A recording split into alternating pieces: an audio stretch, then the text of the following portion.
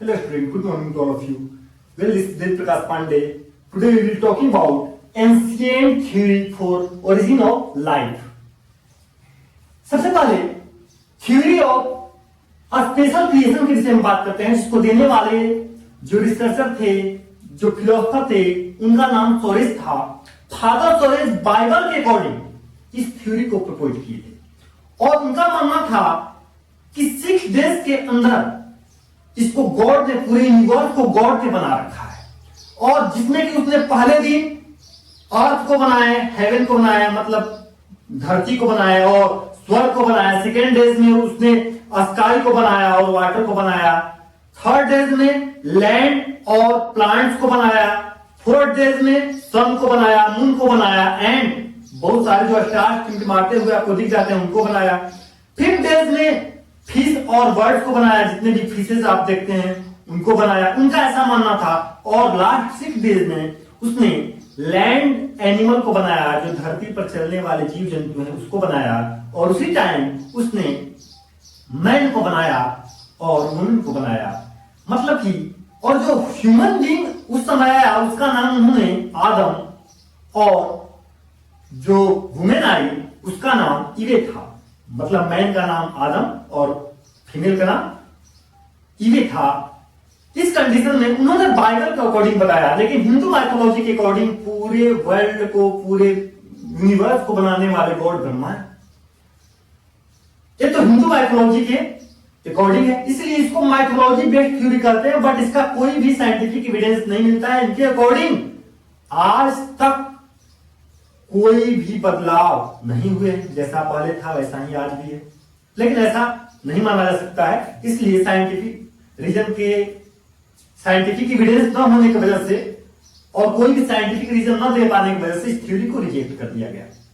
मतलब theory of special creation reject हो गया। दूसरा जो थ्योरी आया, थ्योरी ऑफ स्पॉन्टेनियस जनरेशन, इसके ग्रेट सपोर्टर जो थे अरिस्टोटल थे, थेल्स थे, प्लेटो थे, एनेक्सिमेंडर थे। इन लोगों ने इसका बहुत ज्यादा सपोर्ट किया।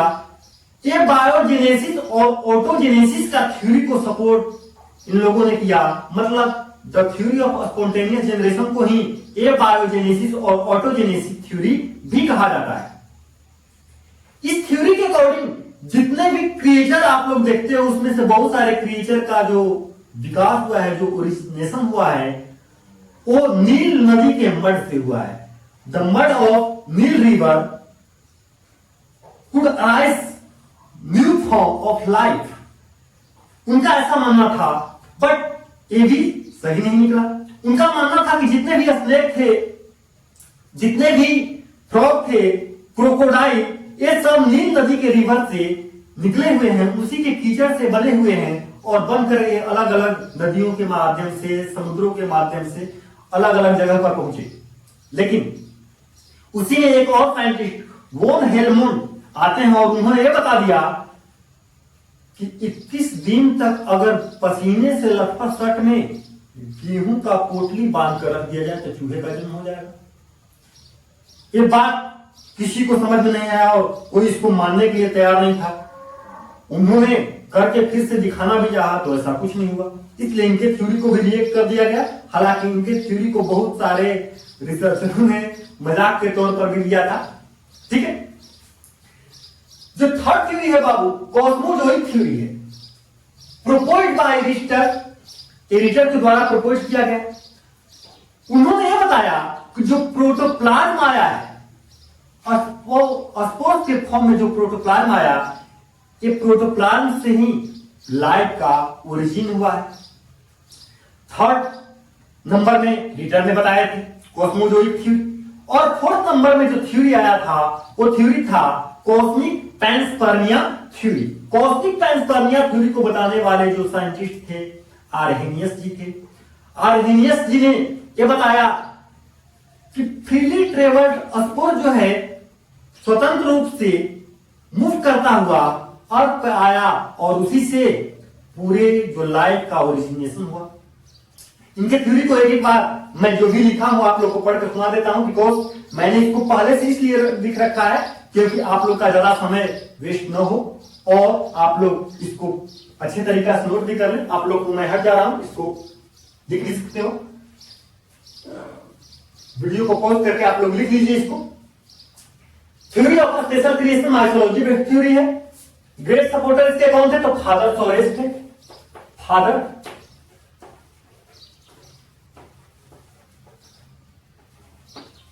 Soros. According to Bible, life and everything was created by God in 6 days. According to Hindu mythology, God Brahma ने पूरे यूनिवर्स को बनाया था।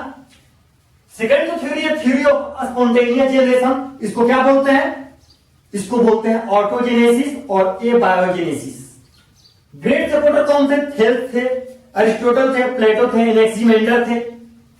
इस थ्योरी के अकॉर्डिंग लाइफ कहां से आया था? तो लाइफ नील नदी के मर्ज से बना। वॉन हेलमंड ने क्या बताया था? तो 21 दिन में माइस का कैसे फॉर्मेशन होता है, इस बात को बताया था उसने। अगला जो थ्योरी है वो कॉस्मोलॉजिक थ्योरी है। कॉस्मोलॉजिक थ्योरी किसके द्वारा प्रपोज किया गया? तो रिटर के द्वारा प्रपोज किया गया। इस थ्योरी के अकॉर्डिंग प्रोटोप्लाज्म के विषय में बताया गया था कि स्पोर्स के फॉर्म में प्रोटोप्लाज्म आया और जो स्मॉल पार्टिकल थे अननोन यूनिवर्स के अननोन पार्ट से आए थे और उसी से डिफरेंट टाइप्स के लाइफ का ओरिजिनेशन हुआ। जो फोर्थ थ्योरी था वो किसने बताया था? तो आर्हेनियस ने बताया था। आर्हेनियस क्या बताए थे? आर्हेनियस ये बताए थे कि स्पोर जो था वन स्टार से अदर स्टार पे फ्रीली ट्रेवल्ड, मतलब स्वतंत्र रूप से विचरण करता हुआ आया और उसी से डिफरेंट टाइप्स के लाइफ का ओरिजिनेशन हुआ।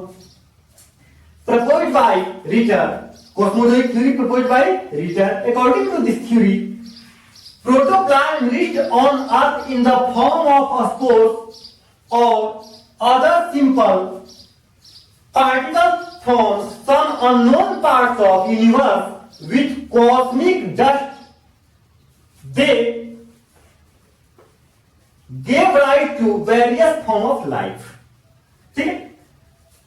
कॉस्मिक पेंसपर्मिया जो थ्योरी है,